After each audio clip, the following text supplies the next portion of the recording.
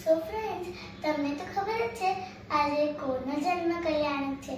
તો આજે શ્રી મહાવીર સ્વામી ભગવાનનો જન્મ કલ્યાણક છે. તો તેની નિમિત્તે હું હાલેનું ગાઈશ.